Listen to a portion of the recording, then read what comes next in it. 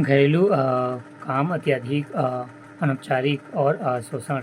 भारत में घरेलू काम एक अत्यधिक अनौपचारिक क्षेत्र है और मजदूर बेहद कम और कामगारों के मौखिक और शारीरिक दुर्व्यवहार और यौन शोषण की रिपोर्ट आम है। शहरी बेरोजगारी। ग्रामीण क्षेत्रों में अपेक्षा शहरी क्षेत्रों में बेरोजगारी का विस्तार अधिक है, जिसके पीछे शिक्षित बेरोजगारी की लागत, बढ़ती संख्या और महानगरीय क्षेत्रों में संख्याओं महिलाओं का अनिवार्यतः कामकाजी होना माना जाता है। रोजगार सृजन की रणनीति में परिवर्तन। भारत में 2014 के बाद से सरकार द्वारा रोजगार सृजन से स्वरोजगार प्रोत्साहन की ओर जाने की प्रवृत्तियाँ उल्लेखनीय है कि 1970 में भारत में बेरोजगारी पर प्रत्यक्ष प्रहार के लिए जो रणनीति अपनाई थी, उसमें रोजगार सृजन स्वरोजगार पर हावी था, लेकिन पिछले कुछ वर्षों में मनरेगा की कटौती दर्शाती है कि सरकार की रणनीति स्वरोजगार प्रोत्साहन की अधिक है। सरकार का मानना है कि नौकरी देने वाली संस्था नहीं है, अपितु मानव संसाधन तैयार कर स्वरोजगार हेतु प्रेरित करने वाली संस्था के रूप में है।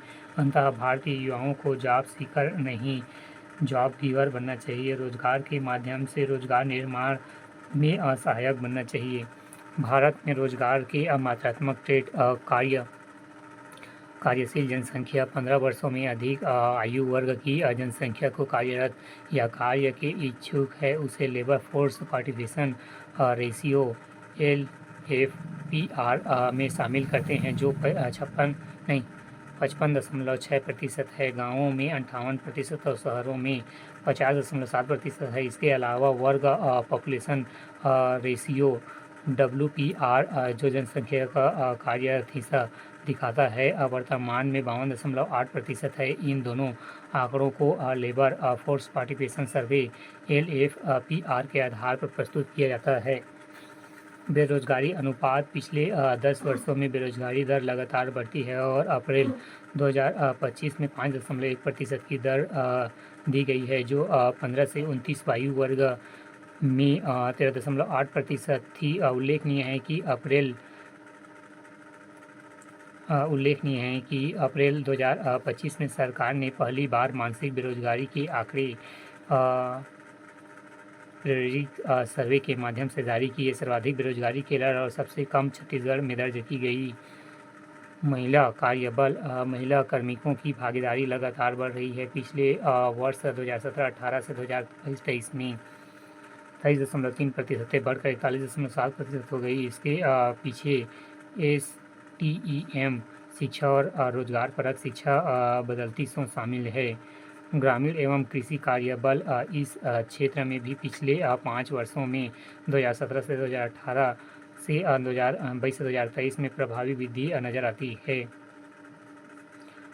48.9% से बढ़कर 59.4% का ग्रामीण कार्यबल नजर आता है। कृषि क्षेत्र पर रोजगार निर्भरता बनी हुई है, जबकि GDP में उनका योगदान लगातार घट रहा है। वर्तमान में भी 45.8% लोग प्रत्यक्ष और अप्रत्यक्ष रूप से कृषि क्षेत्र में कार्यरत हैं। कोविड के बाद आए हुए बदलाव। 2020 के बाद कोविड के दौर में बेरोजगारी तेजी से बढ़ रही है, जिसके पीछे अकुशल श्रम की लंबे समय अनुपलब्धता, उद्योगों का लॉकडाउन, सामान्यतः व्यवसायों का बाधित होना एवं रिवर्सल माइग्रेशन जैसे अनेक कारण बताए जा सकते हैं। हालांकि वर्तमान में स्थितियां पुनः सुधरती नजर आ रही है। युवा रोजगार में गिरावट। पिछले कुछ वर्षों में युवा रोजगार भागीदारी दर में 0.9% की गिरावट आई, जबकि इसी समय अवधि में वयस्कों के लिए इसमें 2% की वृद्धि हुई। 50 से 20 आयु वर्ग की बेरोजगारी गंभीर है। केंद्र और राज्य में सरकारी नौकरियों में कटौती। नवीन सर्वे के अनुसार कोरोना काल के बाद यदि सरकारी नौकरियों में आंशिक बढ़ोतरी देखी गई, लेकिन 2022 के बाद इसमें पुनः राजकोषीय अनुशासन में चलते कमी दिखी। वेतनभोगी श्रमिकों में गिरावट एवं वेतनभोगी लोगों का प्रतिशत पिछले दिन वर्षों में लगातार गिरते हुए लगभग 20% हो गया। जिसका अर्थ है कि लगभग 1 करोड़ लोग वेतनभोगी जॉब छोड़कर अनौपचारिक क्षेत्र का हिस्सा बन गए हैं। आईटी सेक्टर में नौकरियों में बढ़ोतरी उल्लेखनीय है। जब दुनिया भर में आईटी सेक्टर में छंटनी लगातार जारी है, भारत में आईटी विशेषज्ञों की मांग लगातार बढ़ रही है। Data analytics, data engineering, cloud system administration एवं बिग डेटा मैनेजर जैसे पदों पर भर्तियां लगातार बढ़ती रही है। भारत में रोजगार ट्रेंड को सकारात्मक बनने के लिए सुझाव: आर्थिक विकास मॉडल पर पुनर्विचार। भारत के पारंपरिक आर्थिक विकास मॉडल पर पुनर्विचार करने की आवश्यकता है, क्योंकि जिस दर से आर्थिक समृद्धि बढ़ रही है उसके अनुपात में रोजगार सृजन नहीं हो रहा है। कृषि क्षेत्र में रोजगार का सृजन: कृषि क्षेत्र में नए स्टार्टअप को प्रोत्साहन और कुटीर उद्योगों पर बल आवश्यक है, जहां कृषि प्रसंस्करण एवं विविधीकरण विशेष ध्यान दिया जाना चाहिए।